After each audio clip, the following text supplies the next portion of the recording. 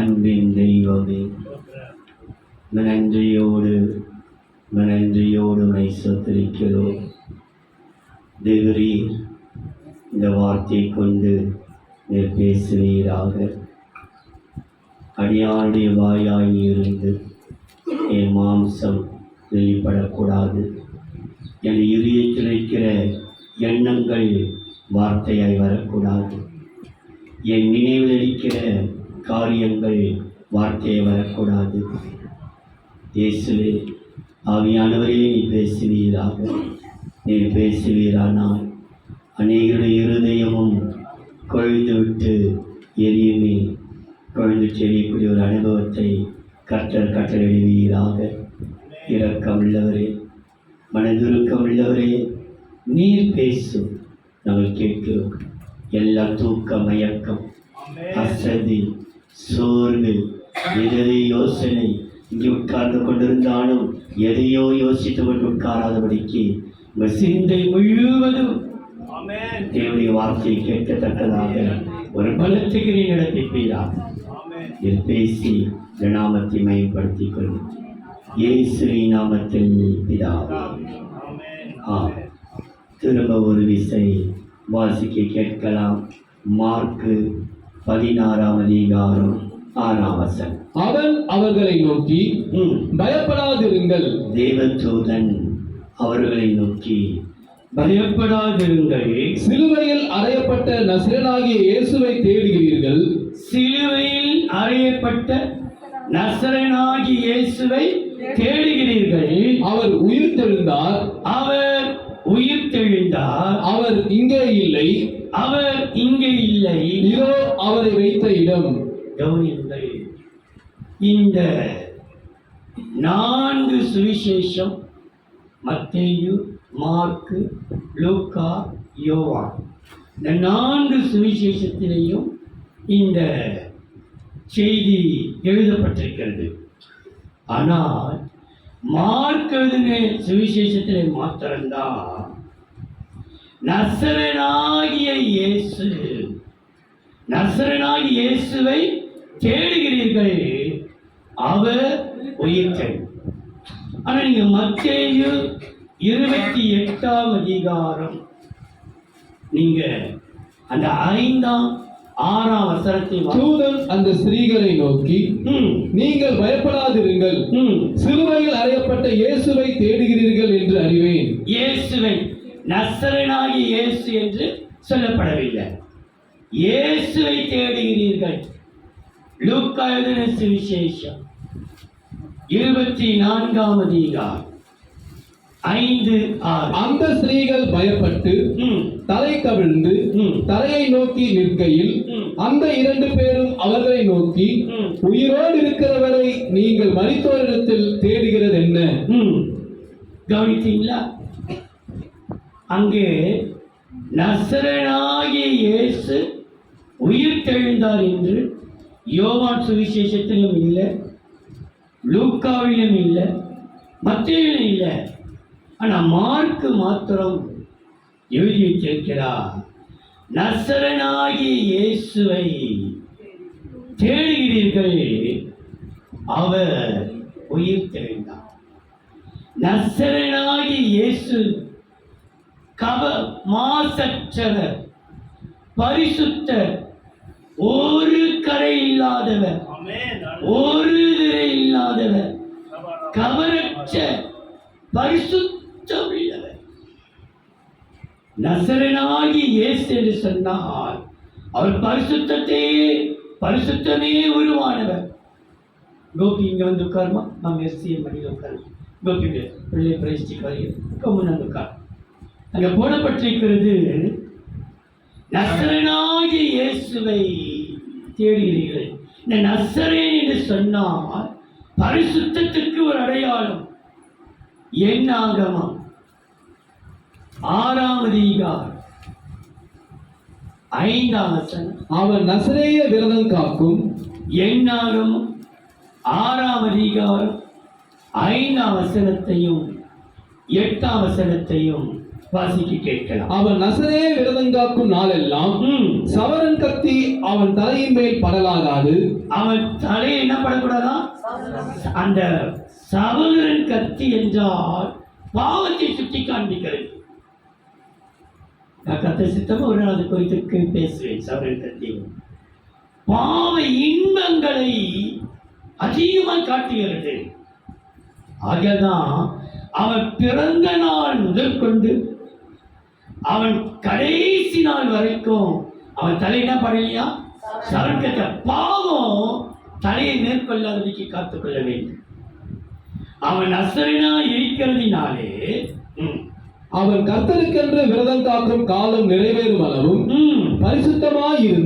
பரிசுத்தமாயிருந்து தன் தலைமயிரை வளரவிட கடவன். தலைமயிரை வளரவிட கடவன். அவன் நசரேயன். 8ஆம் வசனம். அவன் நசரேயனாயிருக்கும் நாளெல்லாம் கர்த்தருக்கு பரிசுத்தமாயிருப்பான். கர்த்தருக்கு எப்படி இருப்பானா? அப்ப நசரேயனாகி இயேசு என்றாலே பரிசுத்த. அவர் மகா பரிசுத்த. பரிசுத்தம் இல்லவர் என்றால் பிசாசுக்களே நசரேயனாகி இயேசுவே நீ பரிசுத்தர் என்று அறிவேன். பிசாசை சொல்லுது பாருங்கள். லூக்கா எழுதின சுவிசேஷம் 4ஆம் அதிகாரம் 24 34. அவன் 4:34. அவன் ஐயோ நசரேயனாகிய இயேசுவே எங்களுக்கும் உமக்கும் என்ன? எங்களை கெடுக்கவா வந்தீர்? உம்மை இன்னார் என்று அறிவேன். நீர் தேவனுடைய பரிசுத்தர் என்று உரத்த சத்தமிட்டான். நசரேயனாகிய இயேசுவே நீ மகா பரிசுத்தர். இன்றைக்கு இந்த நசரேயனாகிய இயேசு உயிர் தெழுந்திருக்கிறதினாலே வந்திருக்கிற அனைவரையும் அவர் பரிசுத்தப்படுத்த அவர் வல்லவராயிருக்கிறார். ஒருவர் ஆகிலும் தாங்கள் வந்தபடி நீங்கள் போகாததைக்கு உச்சந்தலையிலிருந்து உள்ளங்கால் வரையிலையோ கர்த்தர் பரிசுத்தமாக்கப்படுகிறார். நசரேயனாகிய இயேசு உயிர் தெழுந்திருக்கிறார். இந்த கிறிஸ்தவர் மாத்திரமல்ல, இந்த உலகமே இன்றைக்கு ஈஸ்டரை கொண்டாடி கொண்டு உலகமே இந்த ஈஸ்டர் கிறிஸ்தவ உலகம் உயிர் தெழுதலை கொண்டாடி கொண்டிருக்கிறது.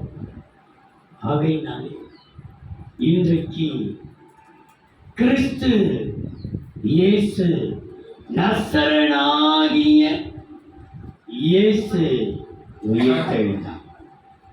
உயிர் தெழுந்த இயேசு இன்றைக்கு உங்களுக்காக, நமக்காக, நம்முடைய சபைக்காக, சபை மக்களுக்காக தேவன் செய்யும் காரியங்களை நீங்கள் அறிவீர்கள்.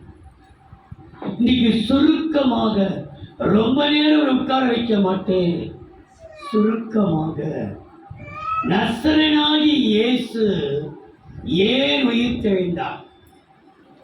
உயிர் தெழுந்த நசரேயனாகிய இயேசு நமக்கு செய்ய போகிற ஒரு 5 நன்மைகளை மாத்திரம் சுருக்கமாய் சொல்லி நான் முடிக்கிறேன். நசரேயனாகிய இயேசு நமக்கு செய்ய போகிற சில நன்மைகளை நான் உங்களுக்கு சொல்லுகிறேன். கர்த்தர் நல்லவர். நம்ம ஜெபிக்கிறோம், ஆண்டவரே எங்களுக்கு சீக்கிரம் ஒரு இடத்தை தாங்க பரிசாரம். நசரேயனாகிய இயேசு உயிர் தெழுந்தார். எதற்காக உயிர் தெழுந்தார்? நமக்காக. அவர் உயிர் தெழுதலினாலே நமக்கு செய்கிற நன்மை பாருங்கள். முதலாவது பாருங்கள், லூக்கா எழுதின சுவிசேஷம் 18ஆம் அதிகாரம் 37ஆம் வசனம். நசரேயனாகிய இயேசு போகிறார் என்று பாருங்கள். நான் சொல்கிற ஒவ்வொரு வசனத்திலேயும் நசரேயனாகிய இயேசு, நசரேயனாகிய இயேசுவை தேடுகிறீர்கள், அவர் உயிர் தெழுந்தார். உயிர் தெழுந்த நசரேயனாகிய இயேசு நமக்கு செய்கிற நன்மையை பாருங்கள். லூக்கா 18ஆம் அதிகாரம் 37ஆம் வசனம், 41ஆம் வசனம், 43ஆம் வசனம். நஸ்ரேனாகிய இயேசு போகிறார் என்று அவனுக்கு அறிவித்தார்கள். குருடனுக்கு அறிவித்தார்கள். அப்பொழுது அவன், இயேசுவே, இயேசுவே, தாவீதின் குமாரனே, தாவீதின் குமாரனே, எனக்கு இரங்கும் என்று கூப்பிட்டான். எனக்கு இரங்கும். நசரேயனாகிய இயேசுவே, எனக்கு இரங்கும் என்று அந்த குருடன் கூப்பிட்டான். நான் உனக்கு என்ன செய்ய வேண்டும் என்று இருக்கிறாய் என்று கேட்டார். நான் இயேசுடனே நசரேயனாகிய இயேசு என்று கேட்கிறார். நான் உனக்கு என்ன செய்ய வேண்டும் என்று இருக்கிறார். நீ என்ன செய்ய நினைக்கிற? நீ சொல்லுவேனா, நான் உனக்கு என்னப்பா செய்யணும்? நான் உனக்கு என்னமா செய்யணும்? எனக்கு இந்த பிரச்சனையிலிருந்து ஒரு விடுதலை வேணும். 43ஆம் வசனம். அதற்கு அவன், ஆண்டவரே, நான் பார்வையடைய வேண்டும் என்றான். உடனே அவன் பார்வையடைந்து தேவனை மகிமைப்படுத்திக் கொண்டே அவருக்கு பின் சென்றான். கவனித்தீங்களா? நசரேயனாகிய இயேசு உனக்கு வேண்டியதை உடனே கொடுக்க. 43ஆம் வசனம் சொல்கிறது, உடனே அவன் பார்வையடைந்து அவரை மகிமைப்படுத்தினான். நசரேயனாகிய இயேசு உனக்கு வேண்டியதை அவர் கொடுக்க இந்த நடுவிலே எழுந்து வந்திருக்கிறார். நசரேயனாகிய இயேசு எதற்காக எழுந்தள்ளிருக்கிறார் என்றால், நமக்கு எதையோ கொடுக்க. அவன் கண் பார்வைக்காக கேட்டான். ஆனால் இன்றைக்கு நம்ம உள்ளத்திலே எத்தனையோ தேவையை. இந்த ஏப்ரல் மாதம் நாளைக்கு 1ஆம் தேதி ஆரம்பிக்கப்பட போகிறது. என்ன செய்ய போகிறதுன்னு தெரியல. என்ன செய்வதே கலக்கம், ஒரே மன உளைச்சல். ஆனால் நசரேயனாகிய இயேசு, உயிர்த்தெழுந்த நசரேயனாகிய இயேசு உனக்கு வேண்டியதை தருவதற்காக நம் நடுவிலே வந்திருக்கிறார். உனக்கு வேண்டியதை அவர் தருவார். எப்படிப்பட்டவர்களுக்கு உனக்கு தந்தார் என்று நாம் பார்க்கும் பொழுது, நியாயாதிபதிகள் 13ஆம் அதிகாரம் 5ஆம் வசனம் 7ஆம் வசனம். நீ கர்ப்பம் தரித்து, நியாயாதிபதிகள் 13ஆம் அதிகாரம் 5ஆம் வசனம் 7ஆம் வசனம். நீ கர்ப்பம் தரித்து ஒரு குமாரனை பெறுவாய். அவன் தலையின் மேல் சவரகந்தத்தி படலாகாது. அந்த பிள்ளை பிறந்தது முதல் தேவனுக்கென்று நசரேயனாயிருப்பான். பிறந்தது முதல் தேவனுக்கென்று நசரேயனாயிருப்பான். அவன் இஸ்ரவேலை பெலிஸ்தரின் கைக்கு நீங்களாக்கி ரட்சிக்கத் தொடங்குவான் என்றார். 7ஆம் வசனம். அவர் என்னை நோக்கி, இதோ நீ கர்ப்பம் தரித்து ஒரு குமாரனை பெறுவாய். ஆதலால் நீ திராட்சரசமும் மதுபானமும் குடியாமல் தீட்டானது ஒன்றும் புசியாமலும் இரு. அந்த பிள்ளை பிறந்தது முதல் தன் மரண நாள் மட்டும் தேவனுக்கென்று நசரேயனாயிருப்பான் என்று சொன்னார். அந்த பிள்ளை தேவனுக்கென்று அவன் பிரித்தெடுக்கப்பட்டவன். இன்னைக்கு நீங்களும் நானும் தேவனுக்கென்று பிரித்தெடுக்கப்பட்டவர்கள். ஆகையால்தான் இந்த காலையிலே வந்து உட்கார்ந்து கொண்டு தேவனால் அழைக்கப்பட்டு, தேவனால் தெரிந்தெடுக்கப்பட்டு, இன்னைக்கு தேவனால் பிரித்தெடுக்கப்பட்டிருக்கிறோம். அதை நியாயாதிபதிகள் 16ஆம் அதிகாரம் 17ஆம் வசனத்தை வாசிப்போம். தன் இருதயத்தை எல்லாம் அவளுக்கு வெளிப்படுத்தி, சவரகண்டத்தி என் தலையின் மேல் படவில்லை. நான் என் தாயின் கர்ப்பத்தில் பிறந்தது முதல் தேவனுக்கென்று நசரேயனானவன். என் தலை சிரைக்கப்பட்டால் என் பலன் என்னை விட்டு போ. அதனாலே நான் பலட்சியமாகி மற்ற எல்லா மனுஷரை போலும் ஆவேன் என்று அவளிடத்தில் சொன்னான். மற்ற எல்லா ஜனத்தை போல நான் ஆயிடுவேன். அப்படின்னா நான் இதுவரைக்கும் தேவனுக்கென்று பிரித்தெடுக்கப்பட்டிருக்கிறேன். மற்ற ஜனத்தை போல நான் இல்லை. நான் எப்படிப்பட்டவனா? மற்றவர்களுக்கு எனக்கும் ஒரு வித்தியாசம் இருக்கிறது. நான் ஒரு பிரித்தெடுக்கப்பட்டவன். ஆனால் என் நசர விரோதமாகிய என் தலைமுடி சிரைக்கப்பட்டால் மற்ற ஜனத்தை போல நானும் மற்றவரை போல தான் நான். நம்ம மற்றவரை போல அல்ல. நம் தேவனுக்கு என்று பிரித்தெடுக்கப்பட்டவர்களுக்காகத்தான் வேண்டியதெல்லாம் அவர் கொடுப்பார். நான் உனக்கு என்ன செய்ய வேண்டும் என்று இருக்கிறார். நான் பார்வையாட வேண்டும் ஆண்டவரே.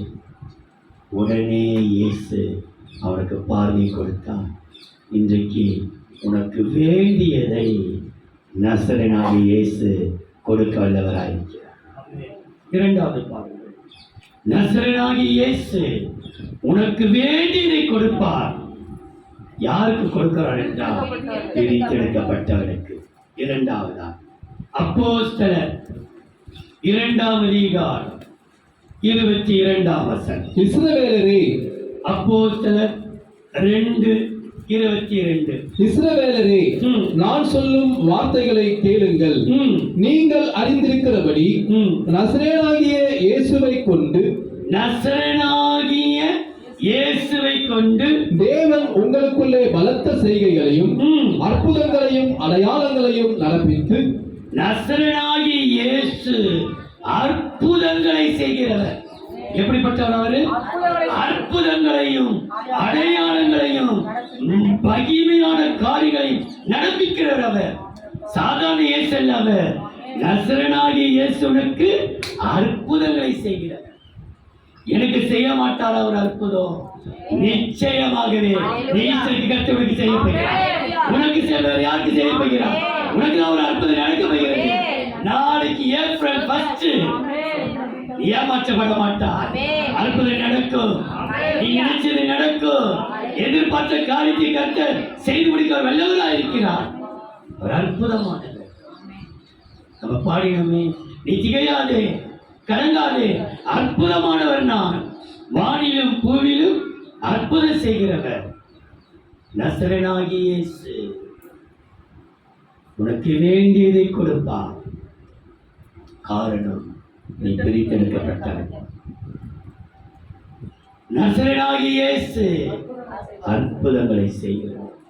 இன்றைக்கும் அவர் அற்புதம் செய்து கொண்டே இருக்கிறார். அவரால் முடியாதென்று ஒன்றுமே.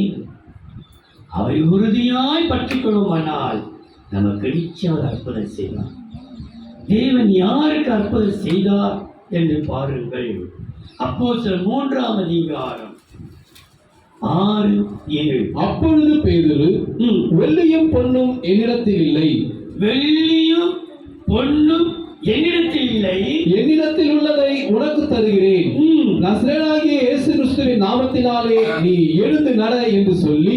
அந்த பிறவி தாயின் வயிற்றிலே 2ஆம் வசனம் சொல்கிறது, தாயின் வயிற்றிலே பிறக்கும் போதே அவன் ஜப்பானியன் பிறந்தான்.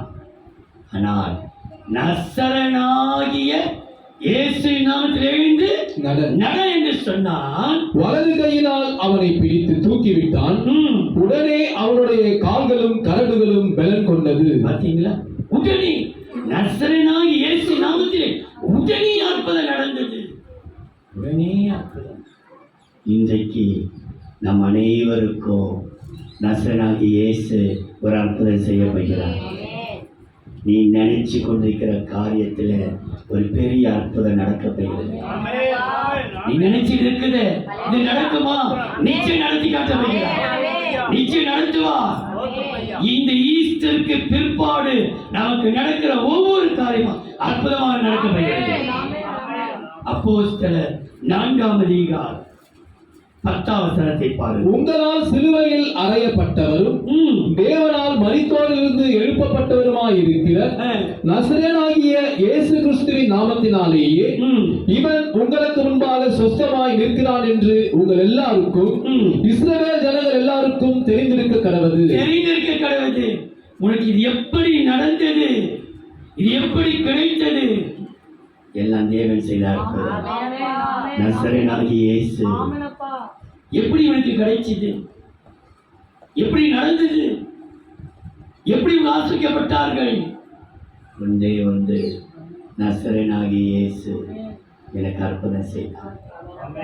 நினைச்சு பார்க்கல, இப்படி நடந்துச்சு. ஏன் தெரியுமா? அவரை நம்பி ஓடோடி வந்திருக்கிறீர்கள், ஓடோடி வந்து உட்கார்ந்து கொண்டிருக்கிறீர்கள். உங்களுக்கு அது செய்யாமல் வேற யாருக்கு கர்த்தர் அற்புதம் செய்வார்? ஏன் தெரியும் இந்த அற்புதம் நடந்தது? மத்தேயு எழுதின சுவிசேஷம் 26ஆம் அதிகாரம் 71ஆம் வசனம். அவன் பேதுரை குறித்து சொல்லப்பட்டிருக்கிறது. மத்தேயு 26:71. அவன் வாசல் மண்டபத்திற்கு போன பொழுது வேறொருத்தி அவனை கண்டு இவனும் நசரேயனாகிய இயேசுவோடு கூட இருந்தான் என்று. நசரேயனாகிய இயேசுவோடு இவன் இருந்தான் அப்படின்னா யார் இவர்கள்? பின்பற்றுகிறார்கள். நீ எங்கே ஓடி ஒளிந்தாலோ அங்க ஈஸியா கண்டுபிடிச்சிருவாங்கோ. இவங்க இயேசுவோடு இருந்தாங்க, இவங்க இந்த சபையாராச்சே, தேவனுக்கு இவர்களாச்சே. நீ மறுதளிச்சு ஓடினாலும் ஈஸியா கண்டுபிடிச்சிருவாங்க நீ யார் என்று. இயேசுவை பின்பற்றுகிறார். நீ எங்க போனாலும் உன் சுபம் அப்படி காட்டி கொடுத்துடும் நீ ஆண்டுடைய பிள்ளை. நீ பின்பற்றுகிறவர்களுக்கு தேவன் அற்புதம் செய்வார். பிரித்தெடுக்கப்பட்டவர்களுக்கு வேண்டியதெல்லாம் கொடுக்கிறார். மூன்றாவது பாகம் மார்க்கு எழுதின சுவிசேஷம் 1ஆம் அதிகாரம் 24, 25, 26. அவன் ஐயோ. மார்க்கு எழுதின சுவிசேஷம் 1ஆம் அதிகாரம் 24, 25, 26. அவன் ஐயோ, நசரேயனாகிய இயேசுவே, எங்களுக்கும் உமக்கும் என்ன? எங்களை கெடுக்கவா வந்தீர்? உம்மை இன்னார் என்று அறிவேன். நீர் தேவனுடைய பரிசுத்தர் என்று சத்தமிட்டான். அதற்கு இயேசு, நீ பேசாமல் இவளை விட்டு புறப்பட்டு போ என்று அதை அதட்டினார். உடனே அந்த அசுத்த ஆவி அவனை அலக்கழித்து மிகுந்த சத்தமிட்டு அவனை விட்டு போய்விட்டது. நசரேயனாகிய இயேசு அசுத்த ஆவிகளை துரத்துகிறார். அவர் அற்புதம் செய்கிறவர், நமக்கு வேண்டியதை தருகிறவர். இங்கே பார்க்கிறோம், அசுத்த ஆவிகளை அதட்டி துரத்துகிறார். இந்த மனுஷன் நீ புறப்பட்டு போ. நசரேயனாகிய இயேசு உயிர் தெழுந்தார். நம்மை ஆட்டி படைக்கிற அசுத்த ஆவிகள், அந்த கோபம், எரிச்சல், சாப்பிட்டு இருக்கும் போதே தூக்கி தட்டத்துக்கு சிவச்சி அடிக்கிறது, சாப்பாட்டை தூக்கி அடிக்கிறது, அப்படி கிளாஸ் தூக்கி எடுத்து பொறுத்து சாப்பாடு அப்படியே தண்ணியை கழுவிட்டு, எரிச்சல், டென்ஷன், கோபம், விட முடியாத பாவங்கள், எல்லா அசுத்த ஆவிகளையும் கர்த்தருக்கு துரத்தி அடிக்கப்படுகிறார். அந்த மூர்க்கத்தை கர்த்தர் துரத்தி அடிக்கப்படுகிறார். அடிமை படித்து வைத்துக்கிற சில பழக்க வழக்கிலிருந்து கர்த்தருக்கு விடுதலையாக்கப்படுகிறார். நம்ம பிறக்கும் போதே குடிக்காரனா பிறந்தோமா? பிறக்கும் போதே சிகரெட் குடிச்சு இருந்தோமா? பிறக்கும் போதே கோபத்தோடு பிறந்தோமா? அழகா பிறந்தோம், சீராட்டினாங்க, வளர்த்தாங்க. ஒரு வயது ஒரு டீனேஜ் வந்து பார்த்தா அந்த குடிக்கு அடிமை, அந்த சிகரெட்டுக்கு அடிமை, அந்த போதைக்கு அடிமை. இப்படி பாதியிலே வந்த இந்த பழக்க வழக்கங்களை இன்னைக்கு நசரேயனாகிய இயேசு இன்னைக்கு துரத்தி அடிக்கப்படுகிறார். நம்மை விட்டு விளக்கப்படுகிறார். நம்ம பிறக்கும் போதே கோபத்தோட பிறந்தோமா? பிறக்கும் போதே கோபத்தின் ஆவியோட இல்லையே. ஏதோ ஒரு சத்துரு நம்மளை வேண்டாத பழக்கத்தை கொண்டு வந்து போட்டு, வேண்டாத டென்ஷனை கொண்டு வந்து போட்டு இன்றைக்கு நம்முடைய வாழ்க்கையை செல்லாபடமாக்கி கொண்டிருக்கிறது. அவனுடைய ஆசீர்வாதத்துக்கு தடை. எல்லாம் வருமானம் வருது, ஆனால் ஆசீர்வாதம் இல்லை. ஏன் தெரியுமா? நம்மால் விட முடியாத சில பாவ பழக்கங்கள். நசரேயனாகிய இயேசு இன்றைக்கு அப்படிப்பட்டவர்களுக்கு கர்த்தர் விடுதலையாக்கப்படுகிறார். அசுத்த ஆவியை கர்த்தர் துரத்தினார். யார் துரத்தினது? நசரேயனாகிய இயேசு. அதை மறந்துடக்கூடாது. நசரேயனாகிய இயேசு உயிர் தெழுந்தார். நமக்கு நம்மை விட்டு எல்லா அசுத்த ஆவிகளையும் கர்த்தர் துரத்து. யாருக்காக இந்த அசுத்தாவை துரத்தினார் பாருங்கள்.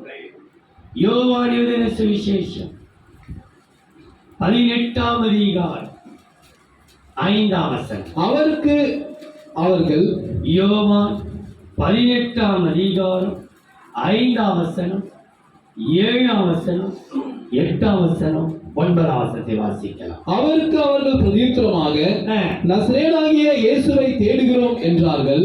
நசரேயனாகிய இயேசுவை தேடுகிறோம் என்றார்கள். அதற்கு இயேசு, நான் தான் என்றார். நான் தான் என்றார். அவரை காட்டிக் கொடுத்த யூதாசும் அவர்களுடனே கூட நின்றான். 7ஆம் வசனம், 7, 8, 9. அவர் மறுபடியும் அவர்களை நோக்கி, யாரை தேடுகிறீர்கள் என்று கேட்டார். அவர்கள் நசரேயனாகிய இயேசுவை தேடுகிறோம் என்றார்கள். இயேசு பிரதியுத்தரமாக, நான் தான் என்று உங்களுக்கு சொன்னேனே, என்னை தேடுகிறதுண்டானால் இவர்களை போக விடுங்கள் என்றார். என்னை தேடியிருந்தானால் இன்னொருக்கு போக விடுங்கள். அவளையே பிடிச்சி வச்சிருக்கிறீங்க அப்படின்றால் இயேசுவை பற்றி கொண்டவர்கள், நசரேயனாகிய இயேசுவோடு அவரையே பற்றி கொண்டவர்கள், உம்மை உறுதியாய் பற்றி கொண்ட மனதை உடையவன், உம்மையே நம்பி இருக்கிறபடினாலே பூரண சமாதானம். அப்ப தேவன் அவரை பற்றி கொண்டிருக்கிறவர்களுக்கு எல்லா அசுத்தங்களையும் அவரே துரத்தி, அசுத்த ஆவிகளை அவர் துரத்தி அளிக்கிறார். யாருக்கு? இயேசுவை பற்றி கொள்கிறது, அவரை பற்றி கொள்கிறது. பிரித்தெடுக்கப்பட்டவர்கள், பின்பற்றுகிறவர்கள் அவரையே பற்றி, அவர்தான், அவர் தொழிலுக்கு வேறு யாரும் இல்லை, அவர்தான். அவரையே பற்றி கொள்வோமானால் நிச்சயமாகவே நமக்காக அவர் யாவையும் செய்து முடிக்க வல்லவராக இருக்கிறார். அதே வசனம் சொல்கிறது, யோவான் 19ஆம் அதிகாரம் 19ஆம் வசனம். பிலாத்து ஒரு மேல் விலாசத்தை எழுதி சிலுவையின் மேல் போடுவித்தான். அதில் நசரேயனாகிய இயேசு யூதருடைய ராஜா என்று எழுதியிருந்தது. யூதருடைய ராஜா என்று எழுதியிருந்தது. பிலாத்துக்கு தெரியும், நசரேயனாகிய இயேசு யூதருடைய ராஜா, அவர் யூத ராஜா. யூத போடப்பட்டிருக்கிறது. தேவன் நமக்காக நசரேயனாகிய இயேசு உயிர்த்தெழுந்தார். உயிர்த்தெழுந்த நசரேயனாகிய இயேசு வேண்டியதை தருவார். யாருக்கு? பிரித்தெடுக்கப்பட்டவர். நசரேயனாகிய இயேசு உயிர்த்தெழுந்தார். எதற்காக? அற்புதம் செய்தார். யாருக்கு அற்புதம் செய்தார்? அவரை பின்பற்றி. நசரேயனாகிய இயேசு உயிர்த்தெழுந்தார். யாரு? எதற்காக? அசுத்த ஆவிகளை துரத்தடிக்க. ஏன் அசுத்த ஆவிகளை துரத்தடிக்க? யாருக்காக? அவரை பற்றிக் கொள்கிறவர்களுக்காக.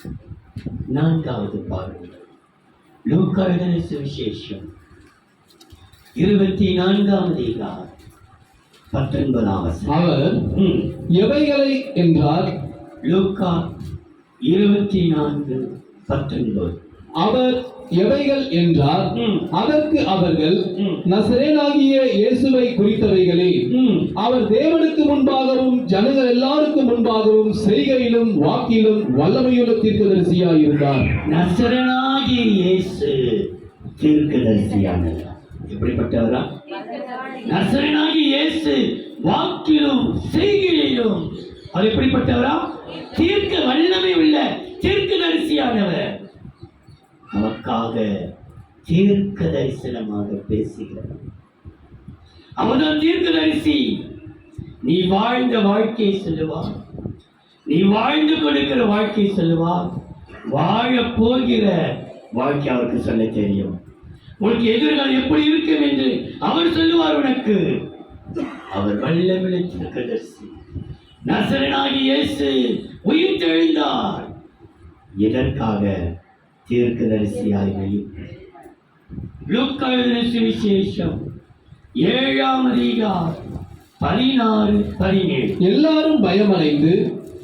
லூக்கா 7ஆம் அதிகாரம் 16-17. எல்லாரும் பயமடைந்து மகா தீர்க்கதரிசியானவர் நமக்குள்ளே தோன்றி இருக்கிறார் என்றும், மகா தீர்க்கதரிசியானவர் நமக்குள்ளே தோன்றிருக்கிறார் என்றும் தேவன் தமது ஜனங்களை சந்தித்தார் என்றும் சொல்லி சொல்லி தேவனை மகிமைப்படுத்தினார்கள். இந்த செய்தி யூதேயா தேசம் முழுவதிலும் சுற்றி இருக்கிற திசைகள் யாவற்றிலும் பிரசித்தமாயிற்று. பிரசித்தப்படுத்துகிறவர்களுக்கு, பிரசித்த தேவனை பற்றி எல்லாத்தையும் சொல்லுகிறவர்களுக்கு, எனக்கு தேவனுடைய நன்மை பிரசித்தம் பண்ணினார்கள். அப்ப தேவன் யாருக்கு தீர்க்கதரிசியை வெளிப்படுகிறார் என்றால் பிரசித்த பண்ணுகிறவர்கள். நீ கர்த்தரை பற்றி சொல், தேவன் செய்த நன்மைகளை மற்றவர்கள் சாட்சியம் சொல்.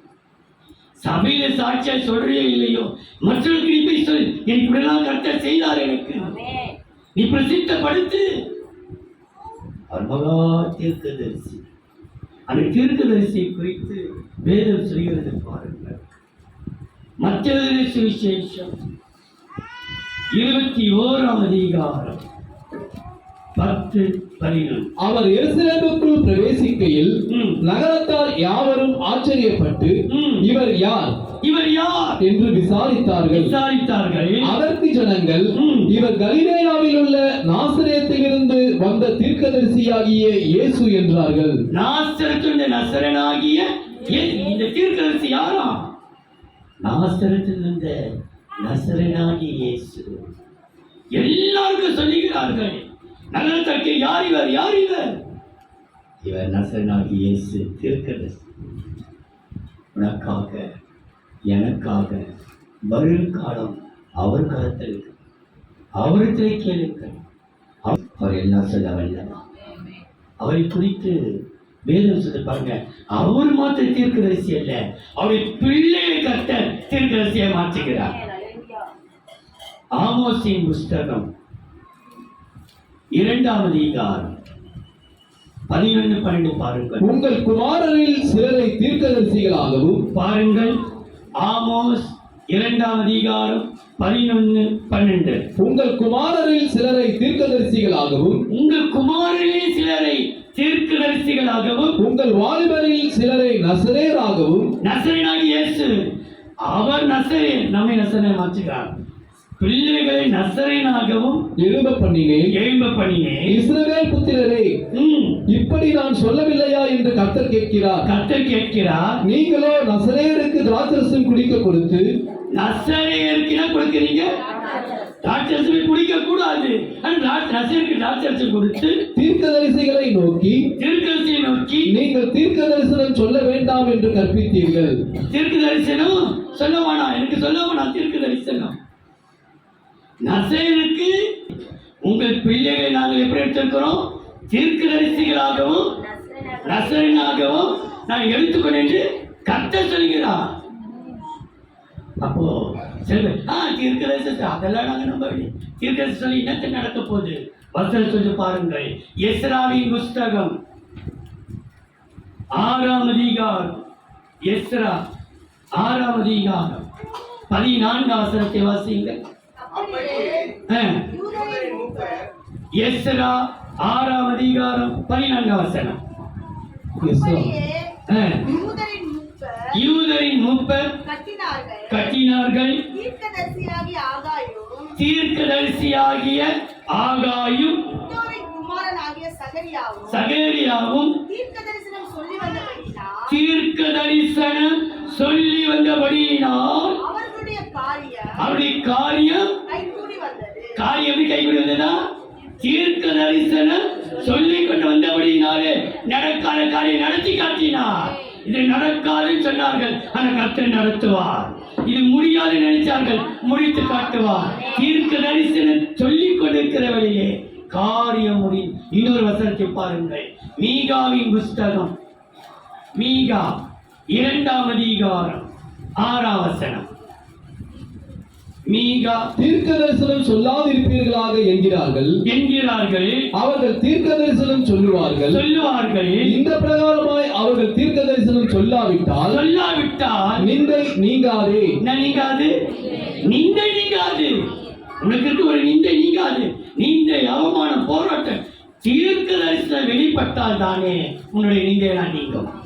உன் காரியம் ஜெயமா முடியும். பக்தி விருத்திக்கு ஏதுவான வார்த்தை வரும். அப்படின்னாலே நசரேயனாகிய இயேசு தீர்க்கதரிசி. யாருக்கு? பிரசித்தப்படுத்துகிறவர்.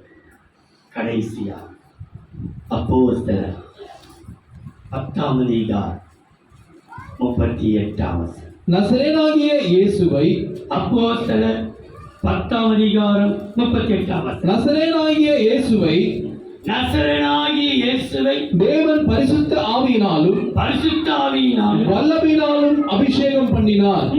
தேவன் அவருடனே கூட இருந்தபடியினாலே அவர் நன்மை செய்கிறவராயும் பிசாசின் வல்லமையில் அகப்பட்ட யாவரையும் குணமாக்குகிறவராயும் சுற்றித் திரிந்தார். நன்மை செய்கிறவர். நசரேயனாகிய இயேசு எப்படிப்பட்டவரா? நன்மை செய்கிறவர். நன்மை செய்கிறவர் சுற்றி திரிந்தார்.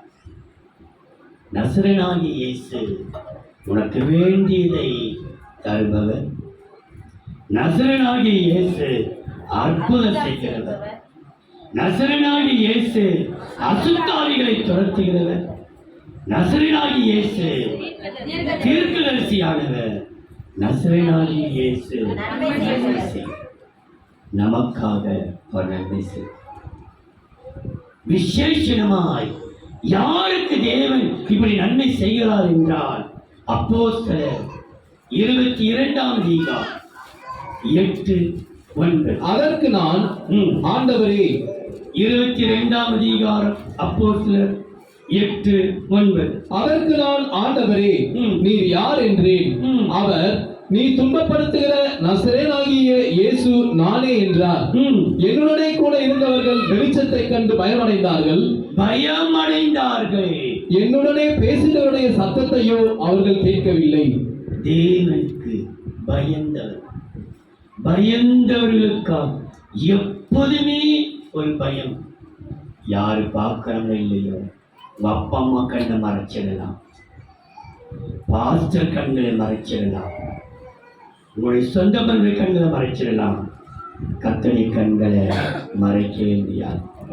பயந்தவர்களுக்கு, தேவனுக்கு பயந்தவர்களுக்கு தேவன் நன்மை செய்கிறவராய் கர்த்தர் நன்மையே செய்து நம்மை ஆசீர்வதிப்பாராக. அன்பின் தெய்வமே,